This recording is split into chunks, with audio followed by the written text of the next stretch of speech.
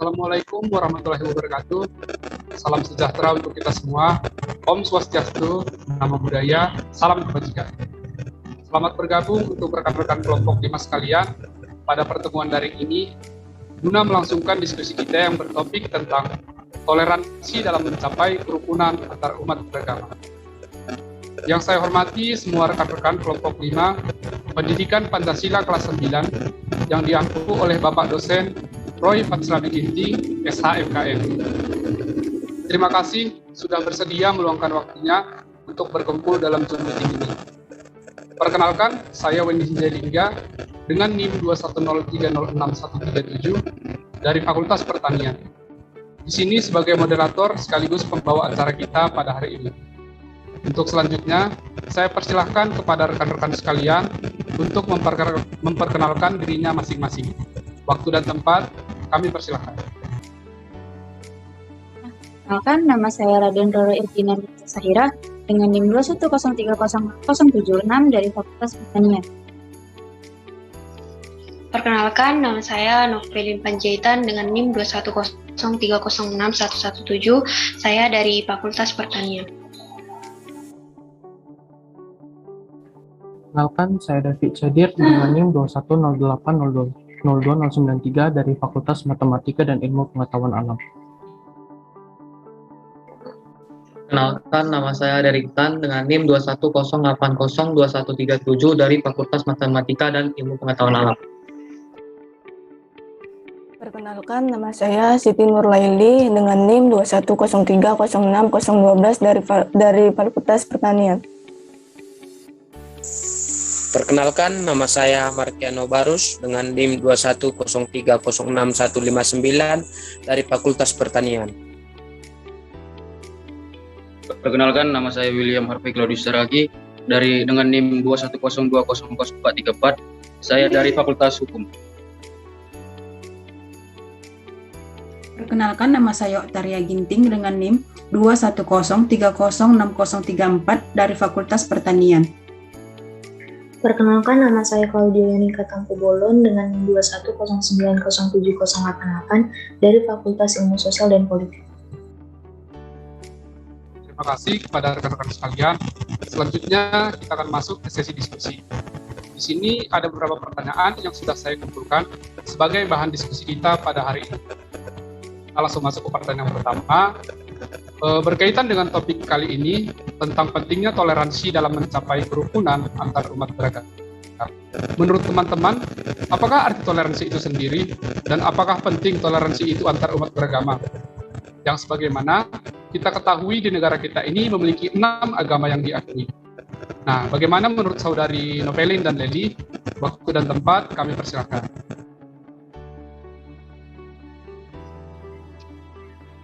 Menurut saya, toleransi itu sendiri berarti saling memahami, saling mengerti, dan saling membuka diri dalam bingkai persaudaraan dan juga saling menerima, serta keterbukaan kita terhadap adanya umat dengan agama yang beragam. Sehingga menurut saya, toleransi itu sangatlah penting. Sebagaimana kita ketahui, di negara kita ini terdapat 6 agama, yang dimana setiap agama itu tentu memiliki cara beribadah dan juga keyakinan yang tentu beragam. Oleh karena itu, disinilah toleransi itu dibutuhkan. Dan toleransi itu ditunjukkan dengan tindakan-tindakan yang menunjukkan sikap menghargai, menghormati, menolong, mengasihi, dan juga saling menerima. Terima kasih. Saudari Leli bisa memberikan tanggapannya.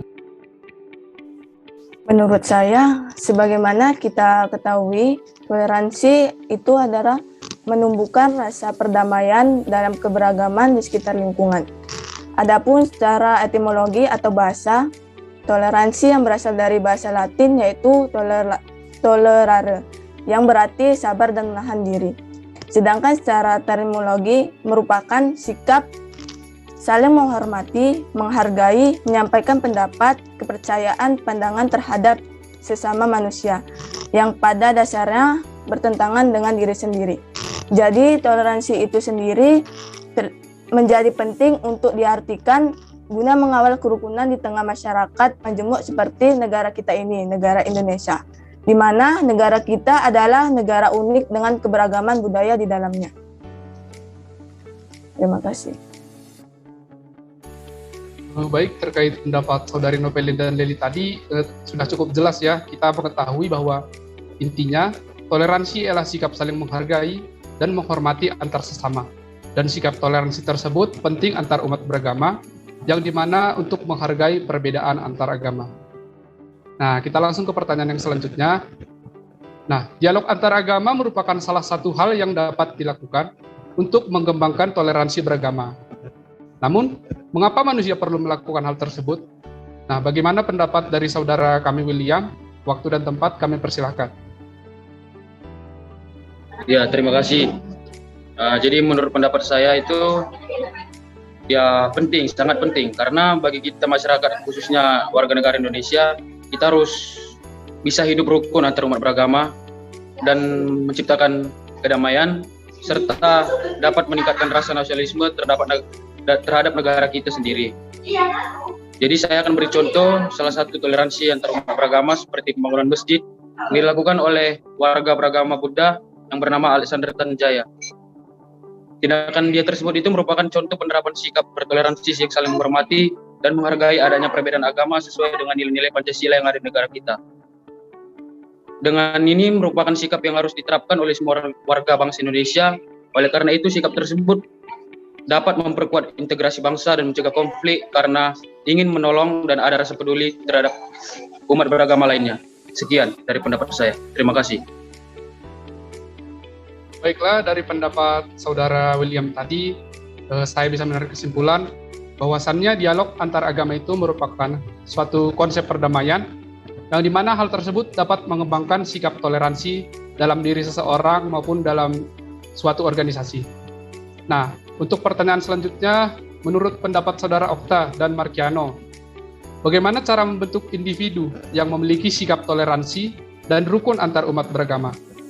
Waktu dan tempat kami persilahkan. Ya, baik, saya akan menjawabnya.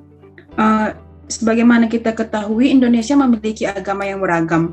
Jadi, kasus intoleransi banyak terjadi di Indonesia, di mana kasus intoleransi itu akan mengganggu masyarakat dalam melakukan ibadahnya masing-masing dan akan terjadi kesalahpahaman, banyak kesalahpahaman terjadi di antara agama-agama yang lain. Jadi untuk menumbuhkan sikap toleransi pada diri kita sendiri, yang pertama yang harus kita lakukan itu adalah memahami apa itu toleransi. Di mana sikap toleransi merupakan sikap yang mampu dan mau menerima serta menghargai segala perbedaan yang ada. Setelah memahami apa itu toleransi, kita juga harus menanamkan sikap nasionalisme dalam diri kita.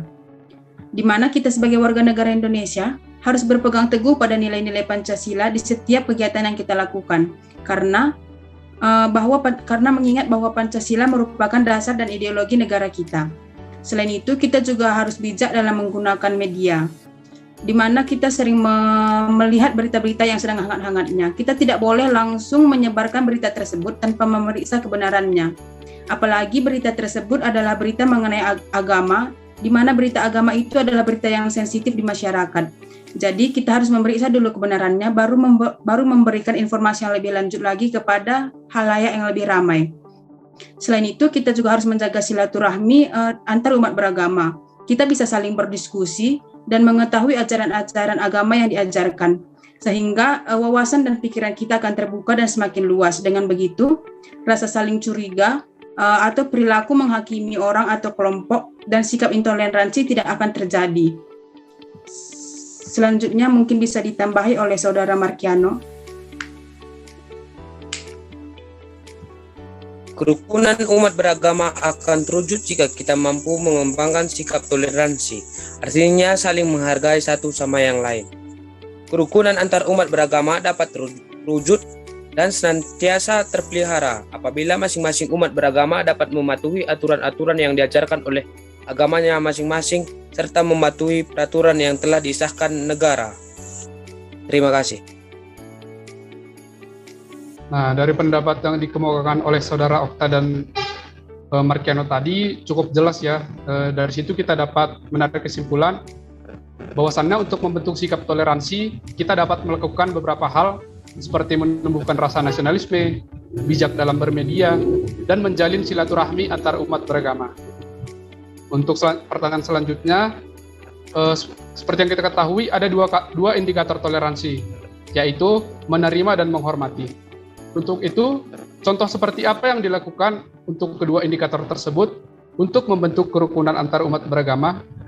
Nah, bagaimana menurut pendapat Saudari Roro? Waktu dan tempat kami persilahkan.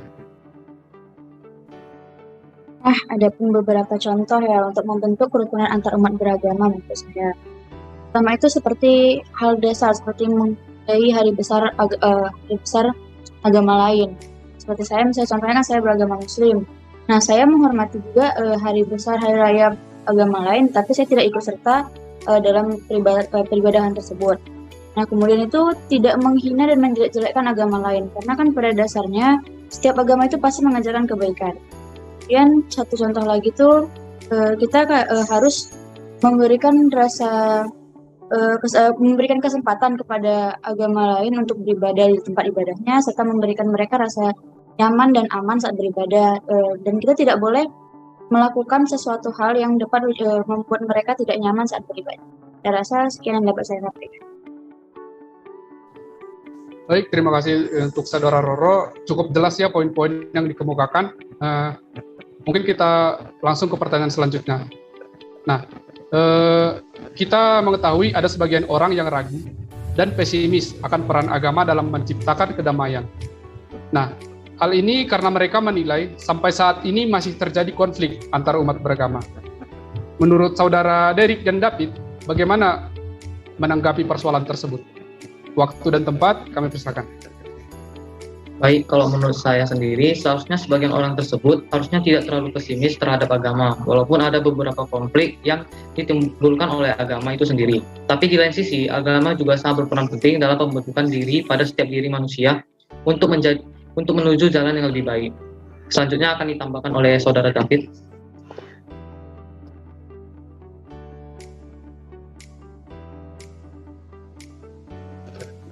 Baik, terima kasih. Jadi akan saya tambahkan, menurut saya sendiri itu peran setiap agama di dalam perdamaian dunia itu bergantung pada penganutnya itu sendiri. Apabila penganutnya dapat memahami setiap kitab suci tanpa salah mengartikannya, maka perdamaian dapat tercapai. Namun apabila isi dari agama tersebut dijadikan bahan sebagai radikalisme, maka perdamaian tidak akan mudah tercapai. Selain itu, pengertian kitab suci itu tidak boleh salah karena akan berbeda pengertiannya apabila juga terjadi kesalahan dalam pengertian. Pada hakikatnya tidak ada satupun agama yang mengajarkan tentang perang atau kejahatan kepada penganutnya, melainkan mengajarkan kebaikan. Diperlukan juga toleransi dalam diri penganut diri itu tersebut agar tidak terjadi perpecahan dalam kedamaian. Itu tanggapan saya. Terima kasih. Baiklah, terima kasih untuk Saudara David dan Derek yang sudah memberikan tanggapannya yang sangat bermanfaat untuk kita semua. Nah, untuk pertanyaan selanjutnya yang dimana ini merupakan pertanyaan terakhir pada diskusi kita hari ini. Untuk Saudari Claudia, bagaimana pendapat Anda tentang konflik-konflik agama yang masih sering terjadi? Apakah sebenarnya sumber atau akar permasalahan yang mendasar yang menyebabkan konflik antar agama tersebut? Waktu dan kesempatan kami persilakan. Baik, menurut saya konflik antar agama tidak pernah murni terjadi atas dasar agama. Konflik-konflik agama yang selama ini terjadi timbul karena berbagai persoalan umum seperti ekonomi, politik, sosial, dan lain-lain. Hanya saja dengan mengatasnamakan agama. Ketika manusia berselisih, kita membutuhkan sesuatu sebagai pijakan untuk pembelaan diri, dan kebanyakan orang mengambil agama agar terkesan bahwa mereka benar. Agama maupun kepercayaan merupakan hal yang sensitif dan berkaitan dengan segala hal. Maka dari itu, konflik antar agama biasa digunakan sebagai kedok atas perselisihan yang sering terjadi. Terima kasih. Baiklah, terima kasih atas pendapat yang diutarakan oleh Saudari Claudia, sudah cukup jelas. Nah, mungkin kesimpulan dari diskusi kita pada hari ini, bahwasannya kita merupakan negara yang terdiri atas keberagaman. Salah satunya yaitu keberagaman agama. Jadi, guna mempersatukan keberagaman itu semua, hendaklah kita menjunjung tinggi nilai toleransi dan saling menghargai satu dengan yang lain, agar kelak terwujud kedamaian dan cita-cita bangsa kita, yaitu bangsa Indonesia. Nah, demikian berakhirlah diskusi kita pada hari ini. Atas ketersediaan saudara-saudari sekalian, saya ucapkan terima kasih banyak. Assalamualaikum warahmatullahi wabarakatuh. Shalom, salam sejahtera, Om Santi Santi Om Swastiastu, Namo Buddhaya, salam kebajikan. Sekian.